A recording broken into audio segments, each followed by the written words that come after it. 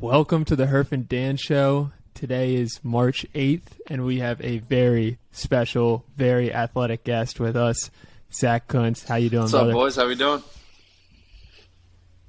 Chilling. Very good. I mean, it's good to I see you. think You're all grown up, obvious intro Dinker. is congrats on the combine, and you know, how does it feel to be the most athletic guy out there? Yeah, dude, it was really cool to be able to do that. Obviously, you know, like watching it on TV every single year, you know, with my older siblings and everything, always talking about maybe doing that one day. So it was really cool to be able to, you know, actually, you know, do it, kind of leave my mark on it. Yeah, that's awesome. Where are you at right now? I'm in Pensacola, Florida. Yeah, right. And how's that all get arranged? Do you have like an agent and they set you up somewhere? You working with a specific group? Yeah, so I'm with Equity Sports. They basically comp your housing. They take care, you know, in my training facility with Exos. They take care of all my meals, so breakfast, lunch, and dinner, making sure I'm eating everything I need to, like supplements wise, like catered like to exactly what I would need and like my specific meal plan, basically to get me as big as possible. You know, for the eye test, you know, at the combine when they have you go weigh in, you just strip you down to your compressions, and like you walk up on a stage and there's just like 30, 40 guys just like sitting there, coaches like just watching you, man. Like they go to take your measurement and step on the scale and announce you like a number. So I was like tight end. They're like tight end 6, like just reading my height, my weight, and they're like, all right, on to the next one. Dude, that's wild. Yeah, it's just like that's crazy. When you were saying on the McAfee show, which is wild by the way, like when they push you down, like what is that true? Like what's that? Yeah, so like if you want, like a lot of guys, what they'll do is like they'll have you line up and put your heels together and like at a V, and then like point your toes upward, so you can't like cheat the height. But what guys will do is like take a deep breath and like try to make yourself a little bit taller, right. But they'll like push your head down. So you really got to stand firm like that, or else you lose a couple inches. And we all know an inch is a lot, man. Oh yeah, an inch is that's a lot. But that's awesome, dude. Was there anything like combine related that you just weren't expecting, or was it kind of like they prepare you for it in a way where, you know, you're kind of prepared for everything that they throw at you? Yeah, no, I felt pretty prepared for everything. Honestly, like through all of our media like training that we go through, they have us talk to like a ton of different people, like through not only my agency, but also like with my training facility at Exos. Like they have a whole like combine program that they'll kind of put you through to prepare you for any like interviews that you'll have, whether you're talking like media, how to, you know, answer certain questions that, you know, a lot of the time they're going to try to catch you slipping on something. So really just always staying sharp, because, you know, the moment you land there, you're being evaluated on pretty much everything that you do. Yeah, that's wild. I mean, the Chipotle question for the people who didn't listen, like, did you hear this, Herf? Yeah, I did hear this. I Dude, like that it. That's one of the wildest questions ever. I would be so shocked. I would answer. Yeah, I mean, their answers are very, like, some guys are like, shit, like, I'd just grab one with you and do it right next to you. Like, so, like, it doesn't, like, I don't really know what they're looking for. I mean, there isn't really, like, a right or wrong, but there is. Like, there's a ton of those. Like, if I were to ask you, are you an apple or are you an orange? And it's like, is that one that you get? Like you could say, are you apple and orange? And it's like, there's no right or wrong answer, right? But, like, there is. Because, like, if you say you're an orange, you're different on the inside than you are on the outside. Like, you're soft, you're sweet, you're all that. But, like, an apple is consistent. They're strong at the core. Like, they're all, like, little, like, it's just, like, how are you – as long as you have a good enough answer or explanation to something, I guess it'll be fine. But kind of just depends what they're looking for. Is this something that did you train for any of these questions?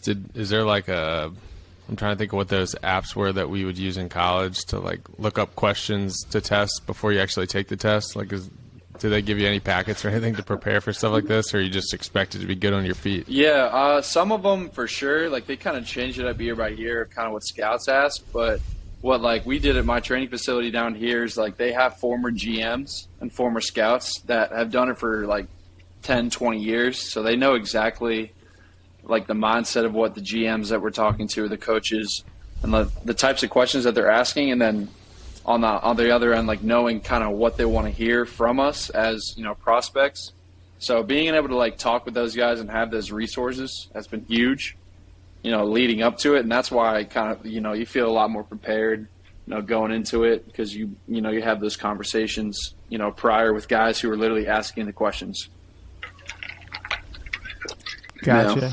Yeah. Now, when you were training there, were you kind of doing specifically, you know, exactly what you were going to be tested at the combine, or like was that just like a everyday testing those things, or were you guys doing different stuff? Because I feel like if you're going to be tested in those things, I'm sure they want to get you as good as you can and comfortable, but like I'm sure that would get boring after a while. Yeah, I mean, the training is definitely specific to the drills that we do, like with the 40, the broad, the vertical, the L drill, and then the pro shuttle, the pro agility. So like each day of the week kind of, and then bench press too, but like each day of the week kind of is catered towards each one of those like workouts, whether it be linear movement or like multi-directional. So the past like 2 months or so, it's like specifically just training for those drills. It's like we know what like you're about to take a test, you know all the answers to it. So it's like how good can you do like with that leading up to it. So it's been more geared specifically towards that, a lot less football stuff, which, you know, a lot of guys are like, oh, I wish I could just like be training for ball, but it kind of makes that transition a little bit now and working into it more and more. And then come the draft, and then we have rookie mini camp like a week or 2 weeks like directly after the draft, so it happens pretty quick. I feel like this is like a athlete's dream. You basically just work out all the time, try to take care of your body, and then you have a end goal in mind, which is the combine, and then getting drafted and making sure you're prepared for all the rookie camps. This is just the most fun time ever. Yeah, it's definitely fun. It's like it's as much fun as it is stressful, and like all that kind of like mixed into one, because it is like your one shot, you know, like do everything the way you know kind of want to. But that's why, you know, you're eating all the meals that you need to, like you have all the resources right there for you. So it's like, and if you're at this point, obviously, you know, you obviously care about it. You want to keep doing it. So. Yeah. You know, when I was going to ask that, like when you know, the draft comes, you get picked up by a team, you get drafted by a team, and then there's, you know, you have a week to move, or usually do people move right after they're, you know, drafted? That's kind of a wild, I'm sure it's a wild thing to be like, okay, now I'm going to live in this city for however many years. Yeah. So I've been like down here, like especially with the training facility, they have like an off-season program. So a lot of NFL guys have been through here, and I was just like hanging out with Montez Sweat, and he was telling me that, you know, his rookie year, he was living in a hotel room probably up until like the third or fourth game of his season. Because like it's not always a guarantee. Like even if you get drafted to a city, you're not necessarily going to be on that team like the whole time. Like you can go left, right, upside down, side. Like you can go any way. Really, there's no predicting it. Obviously, you know, good performance, you're going to stay there. With the exception of like some of those like top first round picks, chances are they're going to be hanging around, you know, in those teams for a while. But, you know, a lot of guys live in hotel rooms for a long while, like all up and through, you know, when they first get there with the rookie mini camp, and then going through like normal fall camp, OTAs, and then like up into the season, then you can kind of be like, okay, I think I'm going to be here for a little bit. Might as well get a condo, like an apartment somewhere that's close to the facility. But you see the guys building houses and things. Wild. It's like, yeah, you're probably going to be there a while. I can't imagine if you got drafted the dudes first. Yeah, I can't imagine the guys who get traded all the time and just having to, especially when it's kind of on a whim, you're just traded out of nowhere, and then you have a family. Like I'm just picturing Ryan Fitzpatrick off the top of my head. The amount of times his family has had to get up and move to another city. There's obviously a lot of good things about being in the NFL, but that would suck in some ways. Other ways, you'd be like, well, I get to experience a bunch of different cool cities in the United States. That's pretty cool. Yeah. Yeah, I remember, I guess it was this NBA trade deadline, Mikal Bridges, who, you know, he knows some of the guys that I hang out with in this area, but I think he just bought like a sick mansion in Scottsdale, and then, you know, gets traded to the to the Nets, and it's like I'm sure that's just like shit. Like, I wish they couldn't just up and trade me right as soon as I buy a nice house. But yeah, that's crazy. At least it's Scottsdale. That's not a bad place to have a house.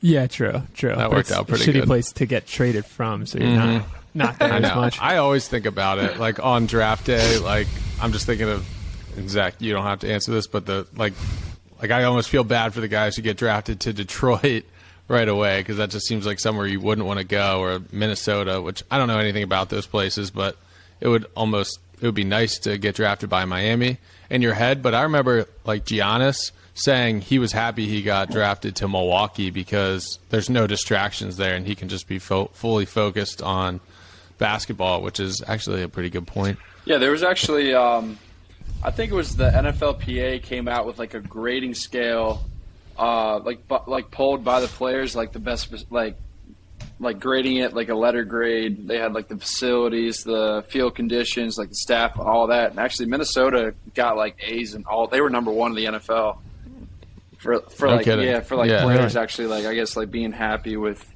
kind of their stuff, because I mean you see guys that have been complaining a lot about like turf opposed to grass and like just with injuries and things like that. But you know, the money goes to the players a lot. Like college, for the most part, all the money goes to the school. Yeah, I feel like there's only like a handful, maybe a couple of NFL teams that don't have indoor. I could be wrong, but I feel like it's like the Bengals is one that might still not have indoor. That's a East Coast team, which is kind of wild, because obviously Minnesota has that sick indoor stadium, which I'm sure they work in. Yeah. But any plans for the draft? Like I in my head, I was just picturing like the Kuntz family and Brandon just going nuts when you get drafted. But obviously, I have no idea. But that was a funny picture in my head. Yeah, I'll probably just do something. My parents have been like talking to me about it, kind of asking me, and I'm like, this is like even before the combine. I was like, I gotta like lock in on this week that I got going on here. And then like after the pro day, I have the pro day March 24th, so open invitation, anyone can come. Hell yeah. So we got the whole crew coming on down 95 South for that weekend. And then after that's when I can kind of start planning it. My parents are like, oh, because my uncles want to come, and like my aunts and my cousins are like, whatever. Obviously, we like want to be there and stuff. Like I don't know like exactly where I'll kind of be, taken at. But I guess we'll kind of see in a little bit, kind of get a better idea, talking to my agent and whatnot. But yeah, just getting the family together, celebrate a little bit, and then, I mean, I could be at the camp like the next day. They fly you out basically to go visit, meet the coaches, everything. So it's all happens really fast. That's wild. Now, when you say pro day, is it an Old Dominion pro day, or am I? Yeah, it is. Okay. I always thought for whatever reason I always thought it went combine and then pro day, but that just shows how I'm not an insider. Did I hear that your quarterback is getting drafted too? From Old Dominion? Yeah. No, he's a sophomore. He's going to be a junior. Oh, no, maybe it's a kid. Okay, you were talking about guys coming up in the future, I guess. All right. Yeah. Because I was just wondering who you're going to have throwing to you at the pro day, and it would obviously be nice having a dude who's a stud. Yeah, throwing you the rock. I was trying. I'm not sure if I'm able to, like within the rules and everything. I'm trying to have Taylor Heineke throw. My agent also represents him, so if I'm able to somehow do that, because I'm pretty sure he's a free agent, like after this past season. So if I'm able to do that, but I'm still trying to find someone, I guess. Nice. Is there any other guys who are in the league now or with the same agency that you get to talk to all the time and kind of learn about the process? I haven't talked like specifically with players, but like my agent represents like Tua, he represents Mahomes, Jerry Jeudy, just to name it, like a couple guys. And then actually one of my teammates, he also like signed him for this upcoming draft class. But I mean, he's obviously had this hands-on experience with a lot of these guys. and knows kind of the processes of, how things work, how to talk to teams and things of that nature. So, I mean, that's been a huge help. So if I really have any questions, I can always talk to him about it, or, I'll kind of figuring it out, as we go. Because, I mean, like you said, it's different for each person. Like, it really matters kind of, like, if you're going to be the number one pick in the draft, like, it's going to be a hell of a lot of experience and kind of like how I have been managing it, and, like, depending on your position too. Because, tight end, that sweet spot of where they like to draft you is, like, anywhere from, like, the second round to, like, the fourth round. I mean, just as a normal thing, opposed to, like, if you're a quarterback, they probably want to take you early. If you're that dude, because you kind of see that this year, and it's a stacked quarterback class and tight ends too. Yeah. Yeah. Did you see anyone at the combine that you're like, holy shit, that person's an athlete? I'm sure you saw. I mean, I'm sure everyone there is like that, but anyone that sort of stuck out, or? Yeah, I'd say seeing Anthony Richardson do all the stuff he did was pretty impressive, but I got to give it to my man Will Levis, honestly. I mean, I know he's got, the strongest arm. He could probably throw it 100 yards if he really wanted to. And, I think it'll be really cool to kind of see where he ends up and goes with it. Yeah, were you guys like at that. Penn State together? Yeah. Nice. I thought so. Now, when, like, Ryan and I were talking about this before, like, your dad's a Jets guy, and Christian's a Ravens guy. And I don't remember Brandon liking a specific NFL team. Are you kind of in that same camp? Yeah, I mean, we've all, like, my oldest brother Franny, Brandon, and myself all kind of sided with the Jets. But it's like I like the Chargers. I like LaDainian Tomlinson, and then he got traded. And once he ended up on the Jets, and my dad was a Jets fan, I was like, oh, like, yeah, like, I'll be a Jets fan. Yeah, I'm in. Next thing you know, you see the butt fumble, and it's like, oh, shoot. Like, yeah, jump off. Dude, they did a hell of a draft class last year, and I think they're about to they could get Rodgers here too. So I don't know. It could be they could have some weapons there. So we'll see. Yeah, they were a quarterback away from. I know. Contender. We'll see. Yeah. On the back to the McAfee thing, how'd that come about? That's awesome, because I listen to McAfee pretty frequently, and it's like it was surreal seeing your face on the McAfee show. It was sick. You obvioed crushed it. I appreciate it. No, it was cool. My one of the PR people from my agency had the connection, and like my agent told me like right after my performance at the combine, he's like don't be surprised if like you get some media stuff like this upcoming week. And then so I had that. They're like, we can get you. They said we'll get you on tomorrow. I was like, okay. So I just like hopped on, chopping it up with Pac-Man Jones. Dude, that was so random. Yeah, I know. And then I actually think like Good Morning. I'll be on Good Morning Football probably some point before the draft. I'll probably go to New York for that. Oh, that's awesome. So, but it helps too. Like my agency, like having those connections. Like obviously they have like bigger name guys that obviously have a ton of sponsorship deals, and he's been around the block plenty of times. So they have these connections. It's just more so like, all right, if you do something memorable or have a good performance and like do those, it kind of allows you to kind of get your foot in the door with that, and then you kind of build your brand, your following kind of off that.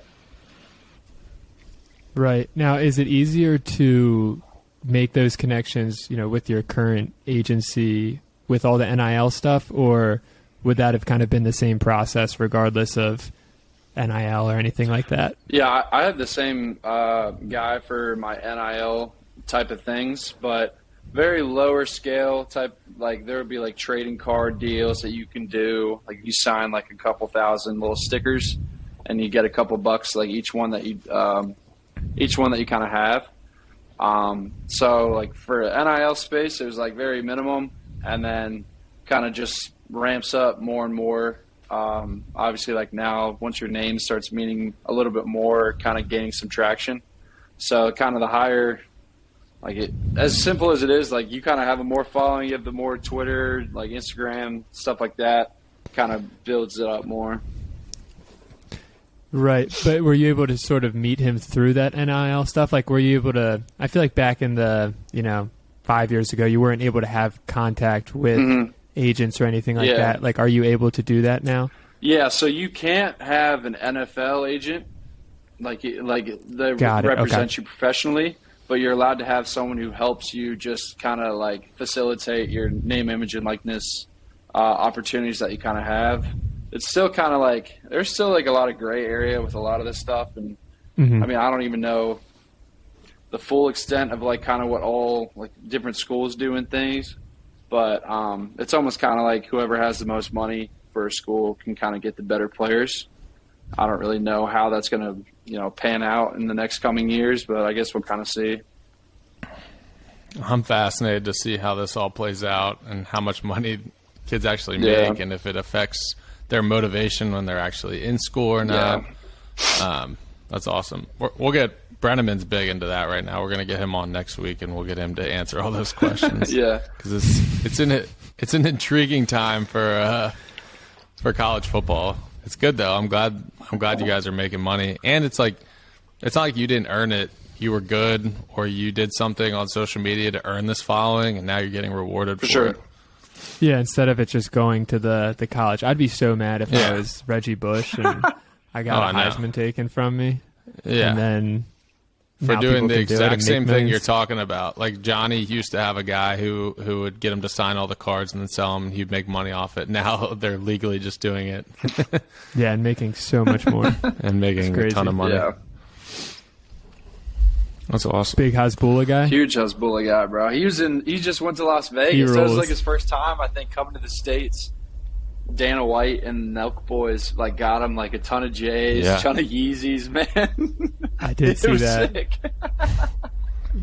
He's awesome. Yeah, dude. I need to meet that guy. I always think it's hilarious when he just he'll just punch people like in the face.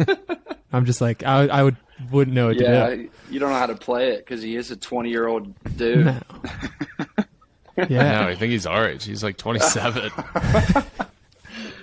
What else do you do like with your free time during this thing? Are you just pretty much training, recovering, and then watching Nelk videos and playing whatever video games you do, or what do you do to pass the time? Yeah, I mean, especially like there's like plenty. I'm like staying at a resort, so like it's pretty nice. Like you get the nice views, and like I'm staying on the beach, so like it's been like super nice with that. But then it sounds ungrateful, but it's like it does get old because you just like this. It's the same thing. Like I'll go in at I'll wake up at 6:30, get in there around like 7 o'clock or so, and then I get home like 4.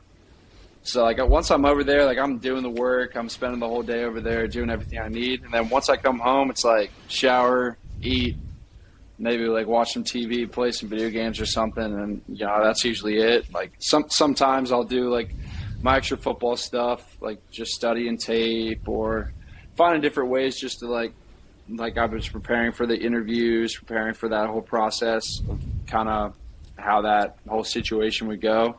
And then like now, I just got back from Indy, back here, just kind of hanging out, still doing my my training each day, just getting ready for pro day now. What kind of recovery stuff are you doing? Like I'm big on the cryotherapy and hyperbaric chamber and making sure you're sweating, everything like that. What other stuff do you do? Yeah, I do a lot of hydrotherapy. And do they have like a special room for that? What's the hydrotherapy? I heard you mention that. So the massage? No, hydrotherapy is just like getting in the hot tub and cold tub and like doing contrast. So like I'll go in the hot tub for like a minute, 2 minutes, and then go in the cold tub for 3 minutes. Then actually Kobe used to do it where it was like you do 8 minutes, and then like 7, 7, 6, 6, 5, 5, 4, 4, so like all the way down. Because like the more contrast that you can kind of get from like hot to cold, it's just like how your muscles respond, how your body responds. It's proven to help you recover. And then I'll have like my Normatec boots, the air sleeves, kick your feet up, compression sleeves on your legs. I have those rule. I got them set up right over there. Literally got back from doing them. They're so awesome. I love them. No, it's a great investment, especially like for a profession of using your legs all the time. Like it's a must. With that, taking care of the body. Other than that, though, like they have built-in like regen sessions into our workouts, and like even like right before the combine, like we're training super super hard, and then like the week of the combine, like we call it our taper, where it's like, okay, you're doing like a lot less. It's like, okay, you're coming in, you're warming up, get a couple starts, and like that's it, like nothing more. You don't want to lift, you don't want to tax your nervous system, and then like by the time Saturday came around for me, I was ready to perform. Like I was able to perform at my best. And like put up, the numbers that I wanted to. That's sweet. Yeah, that's awesome. Did you kind of, I'm sure they were timing you and whatnot. Like, did you know that you were going to have a day like that, or was it even sort of a shock to you, some of the numbers, or was that kind of in your range? Yeah, no, I'd say it's definitely within my range of kind of what I thought I was going to do. Just during the whole training process, I feel like what they kind of do at times is like, for our training guys is short you a little bit to motivate you a little bit more. So it's like, damn, like I'm jumping this, so I need to be jumping 40. And like I knew all that's like, at least for the vertical, like kind of what I was shooting for. And then, with some rest and like mentally, getting your mind right, which has actually been really cool with that, is Marcus Luttrell has been here these past couple weeks, the lone survivor. Obviously, you've probably heard of him, but so he was just helping us, helping us with like a lot of talks and kind of how to get our minds right. And, I asked him, and he's like, once you put a song on, he's like, it's fucking go time, man. He's like, something that turns you into that animal. I was like, all right, like what song does that for you? And he's talking about like Metallica, this heavy metal and all that, and I was just like, all right, I'm not playing that around you. Like anytime I'm with you, man. But he's those Dude, guys. That's awesome. Yeah, that's so cool. There's no bigger motivational guy than that. Too. Yeah, he's like, it's just kind of like, what's your excuse, man? He's the go-to that. What's your excuse? What's the connection there? Yeah, like, is it does your agent or that company sort of bring him in? So he just trains at the Exos facility. Pensacola, there's a huge naval base here. So there'll be a ton of military guys that come in for, whether it be like rehabilitation, like some guys have been like, shot in action or have like different disabilities and some things that, they're working with. So he'll always come every year to this location here, talk with guys, interact with us, like the combine dudes that are training our pro day guys. But it was like a pleasant surprise. I didn't really know that he was going to do that. One of my trainers had mentioned it once, and then I was like, all right, that'd be pretty sick if he comes. And then like one day we're out on the field, and he just walks out. Like I was like, holy shit, bro! Like, that dude seems exactly. Like, he's been through some shit now, and just like him talking to us in like a different perspective. It's like I've seen a gun once or twice. Like I've shot him at the the range shooting clays and stuff. But I'm like, this dude's fucking badass. Yeah, that guy. Just the movie by itself. I've heard people say that the book, there's just so much more in terms of what he went through, and it's a testament to just the human ability to like endure and just things, push. Yeah, nuts. Yeah. Like, yeah, I think he fell down this mountain and he was like breaking bones because it was. He broke. I think he broke both his femurs. Yeah, like falling down a mountain like without anyone left on your team, just nuts. Mm-hmm. Like doesn't even register. The craziest thing he did was he fell down the mountain. He got shot, and then he was bleeding out, and then he crawled. Remember, he was like, I drew a line, and then just pulled myself to that line, and he did that for like 6 miles it was or something. Nuts. Most people, I think Alabama football, he gave a speech to them, and they put like video in the background. It's one of the best and most motivational videos on YouTube. Yeah. He's a beast. Nice. Do you have any? It's kind of a weird question. Nah, I'm not gonna ask that. What we're gonna cut that. I won't get you in trouble.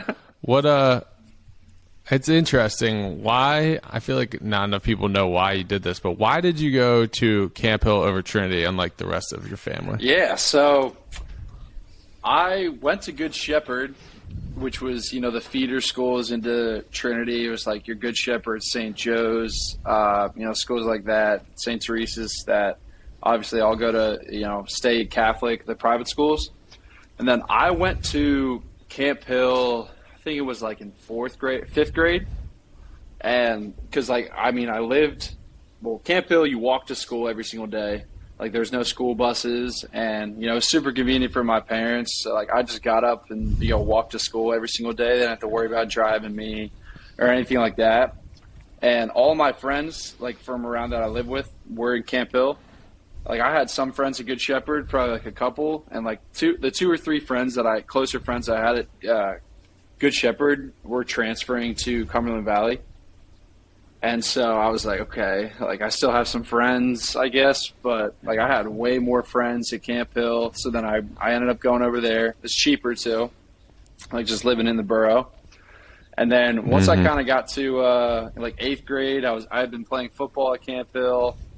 I just kind of was I talk to my parents, and they're like, yeah, just stay. They're out with Camp Hill. If it was football, Schuster was the quarterback. I knew he was going to do well.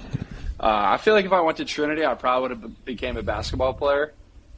Honestly, I probably would have, with Coach Kaz, he's a legend. And but I had all my friends at Camp Hill. It was a super easy transition. And, as firsthand, the middle school is the high school. So it wasn't, it wouldn't have been much of a transition. I was comfortable with it and all that, so it was cool. Just decided to stick it out. That's what you lucked out. I was just talking to Bill Williams about this because, coming up, I got to play at Camp Hill my first 2 years, and then I always hung out with the older kids because that's who I was playing sports with. And then after that, the grade above me, there was no athletes. My grade, there was no athletes, and I didn't have hardly any friends. A lot of kids I grew up with just got into drugs. So I was like, I have 12 friends already at Trinity, so it was super easy. So, yeah, you lucked out there. You had such a good group of friends, Buffington, all those kids, and then you had Schuster. Yeah. The guys above you were cool. Plus, that's when, Camp Hill sports kind of started taking off. And you have open lunch at Camp Hill. Open study halls. Playing in front of it's cool. Open study halls. Awesome. It's still a good education there, but it's just you're so much more free. So I always thought that was a great idea for you to stay there. That was a perfect situation. It's like you said too. A lot of the kids in my class, they had older siblings that were only 2 years older than us, like Becker, Schuster, all these guys.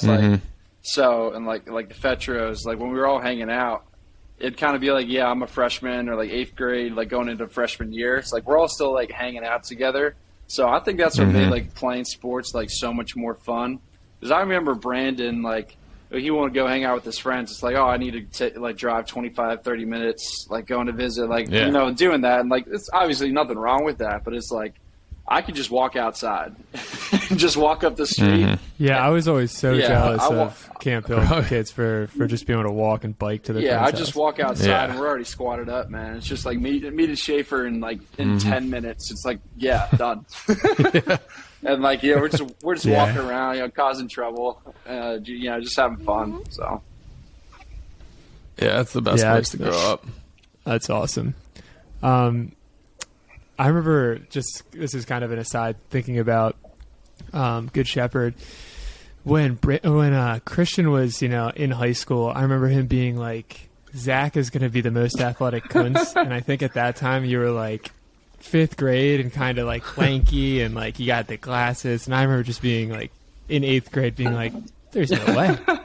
And I mean, what a shot to call. Yeah, no. And here you are from left field, man, dominating the combine. Freaking awesome. Yeah. I'm so glad Christian one was of the such Kuntzes a good athlete make it at Trinity. Yeah, Christian did a really good and job. Growing up. Yeah, Christian was all around really good at everything. Brandon was naturally good with a lot of it. I don't really remember Christian's work ethic because I was still younger and didn't know shit. I didn't know anything, so I don't know if he was training or not. I can't speak to that. But I would work out with Brandon and stuff all the time, and he was just so naturally gifted with a lot of it. Like he could just jump out the gym, without even trying. It's like that kid that pulls up to play pickup, just eating Oreos, and then everyone else That's exactly Brandon. Is stretching, warming up, and then it's like, oh, let me just dunk from the free throw line. Yeah. Yeah, he was I remember fun at to watch. Westchester when we went to play pickup, and he shows up probably eating a sweet or probably Oreos, and he shows up and he's got Vans on, and he just with sweatpants, socks tucked into the sweatpants, and just he does an under the leg dunk with Vans on. It's just like, what the hell, dude? Yeah. That's definitely Brandon. Yeah. The Kuntz Awesome. jeans. Wasn't your dad played at Maryland, right? Didn't he have some record there? No, so my dad was actually committed to SMU the year they got the death penalty. No yeah, kidding. I way didn't know back. that. Yeah, way wild. back, and then he actually found his way to Maryland, closer to home, and then they won an ACC championship there, though. So he's got that ring. We got that ring at the house, old championship ring, which is pretty cool. Nice. And did That's your mom awesome. play basketball or volleyball somewhere? She's basketball and track when she was at Camp Hill. Yeah. Oh, she went to Camp Hill. I didn't Yep, know that. mom was Camp Hill. My Yeah, that dad was, went to McDevitt. Okay. That's Yeah. right. I would love to see some old Fran highlights, some basketball, football Yeah, highlights. you'd ask him. He Dominated. probably said, "I don't remember. I got hit in the head too many times." So. Oh, I love playing with that guy with the when we play with the old dudes. He's just The men's league. He's got the perfect old man game. OMC, man, that's elite company. If you're able to step on that court, man, that's elite company for sure. Very true. All What, right, Herf, you got anything? You got anything else? I was just wondering what your diet is nowadays. I know that they have you on some kind of meal plan. Yeah. Are you being very strict, or are you kind of bulking and allowed to eat whatever you want? Yeah, I mean it's bulking with still eating right, because like I'm always trying to gain muscle, gain mass, because I'm like right at like 260 right now, which is kind of like where I'd like to be at. But I mean I'm probably consuming anywhere from like probably 6,000 to 7,000 calories a day. Yeah. Because like you get a lot of awesome. it with your protein shakes and things, so like that those obviously help. But like meals, like loading I've been eating a ton of carbs. Like carbs have been like the main thing. 'Cause like that's the first thing that you're burning off with a lot of heavy intense activity. So you load up on those carbs, and then like after your carbs are depleted, then you start burning your proteins, and you don't want to burn your proteins, so you load up on the carbs, kind of help you maintain kind of like what you're building on, like muscle wise, with a lot of that. And it's a lot of high rep, like high quantity, lower weights with a lot of the training too, which helps you build up a lot of that muscle. Trying to look cut, obviously, when the teams are inspecting you, trying to make sure you're kind of like looking the best. You got to look the part too. Mm-hmm. Part of it's being the eye test, like. It's just what it is sometimes, where they may not want to go with a guy. Like I even talked to one of the coaches here who coached for plenty of years, retired now, but like helps train us and stuff. Where he was saying like there was a DB's coach. He said I refuse to look at anyone shorter than like 6'3". He's like if they were 6'2.5", I'm not going to look at them. They could be all world player. He's like I'm not going to even look at them. So it's like you don't necessarily, it's not the best way to do it, but sometimes it's just you can't control your height, but you can control, how strong you are, and like how muscly and all that. So, Have you been in contact with Andrew Ford? He's a scout with the Arizona Cardinals. I haven't talked with him at all. Okay, We're gonna get him there on could here. be time in the future. You never know. That'd be a fun situation. Yeah. Cool. All right. Yeah, we really this was appreciate fun. you coming Yeah, dude, on. for sure. We'll have to. I mean, if you say you're bored, we might have to say, "Hey, Zach, you're a reoccurring guest now. You got to come Gotcha. on." Yeah, just let me. But Yeah, I'm right. bored. Yeah, I'm bored here, man. For right now, at least, like I don't have much going on. So yeah, just let me yeah. know. All right. We'll Yeah, do one good luck before in the draft and after the draft. Yeah. Yeah, good luck on the pro day, and obviously, good luck in the draft. We'll see you soon. Appreciate brother. it. See you guys. Thanks, Jack. Peace. Peace. So, yeah.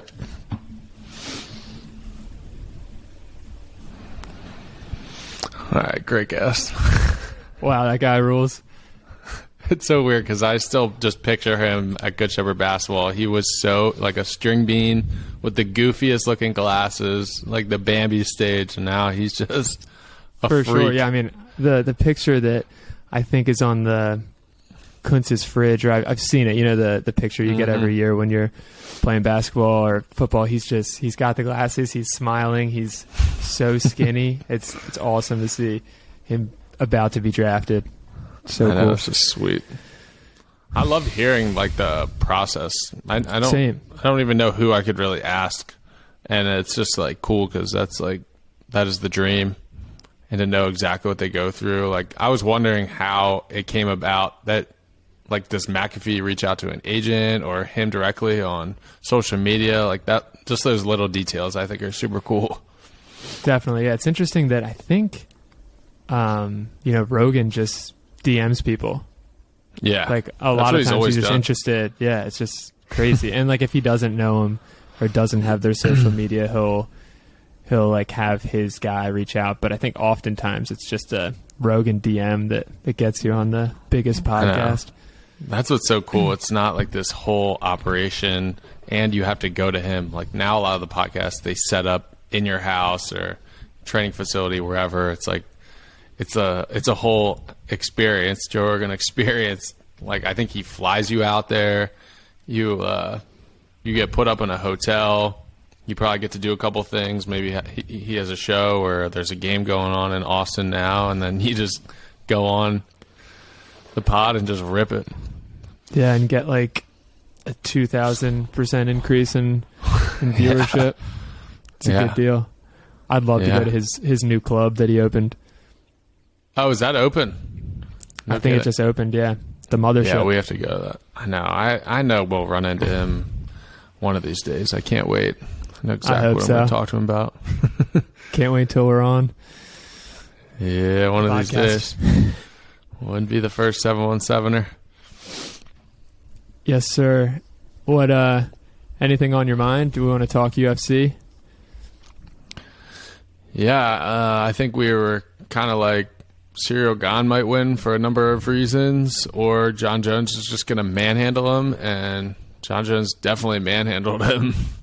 I was definitely wrong on the prediction. I think you said you could see it going the other way.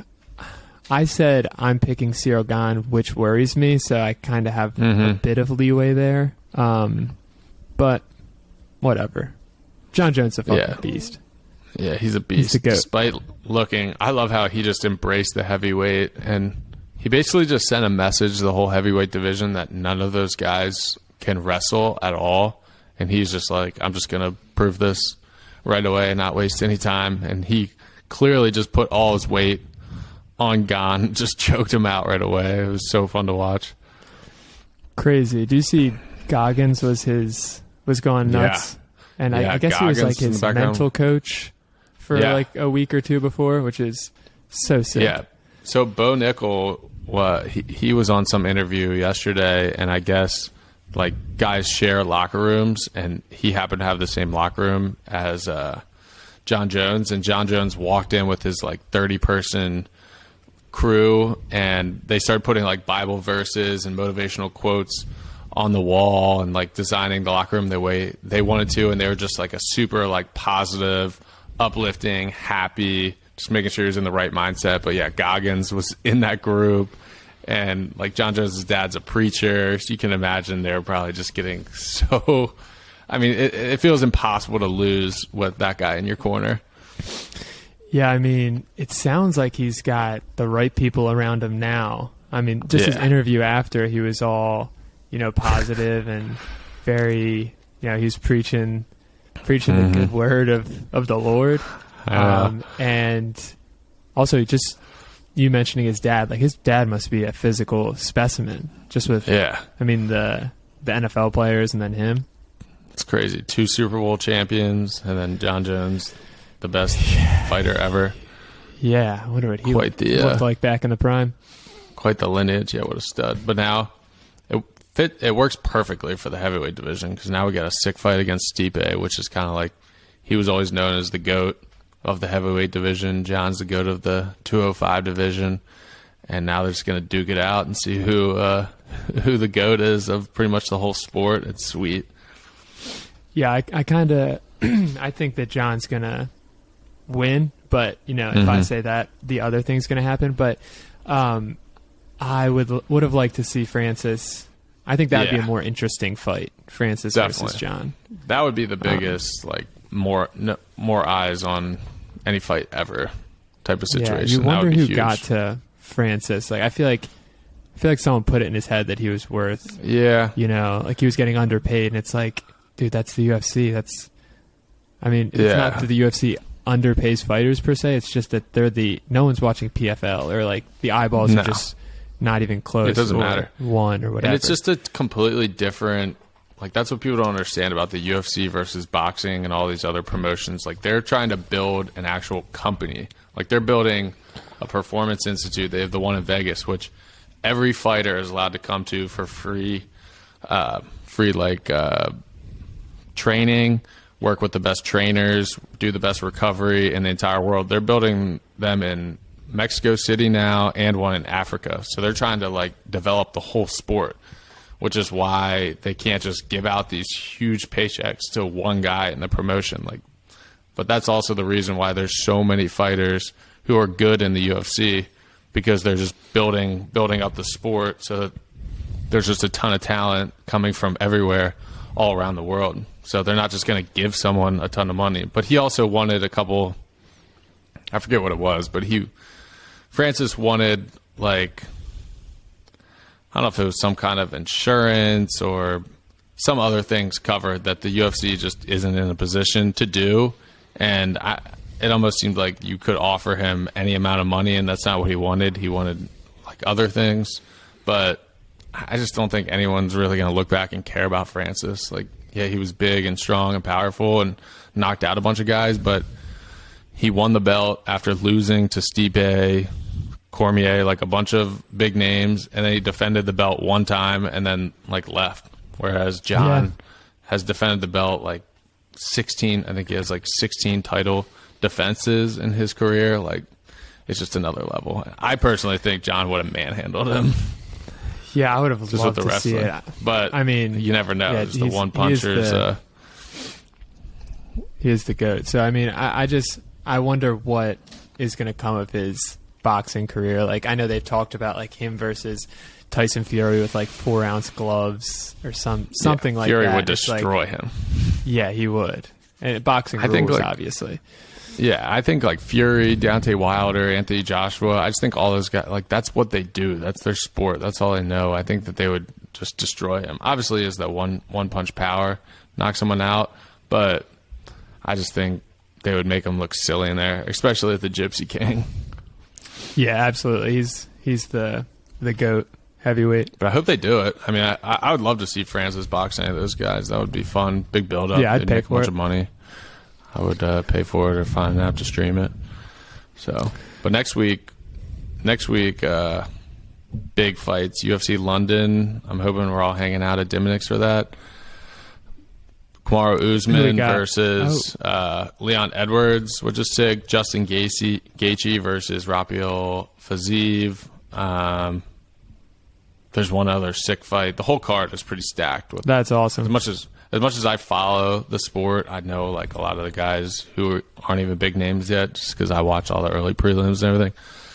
But yeah, it's gonna be fireworks. I can't wait. Yeah, that'll be awesome. I'm sure it'll be tough convincing some March Madness people to toss it on, but we'll make it happen.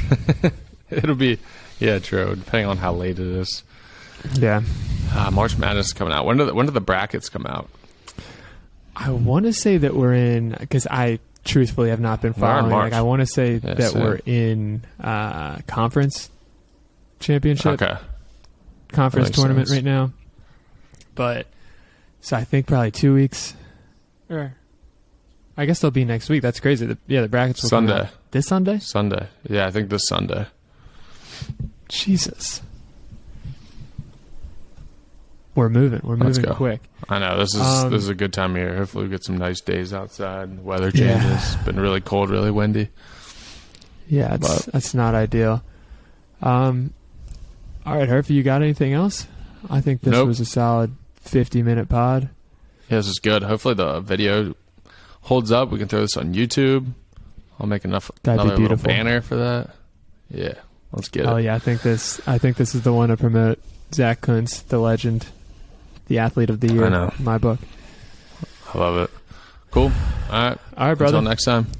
Sounds good. Thanks for listening. Peace. Peace.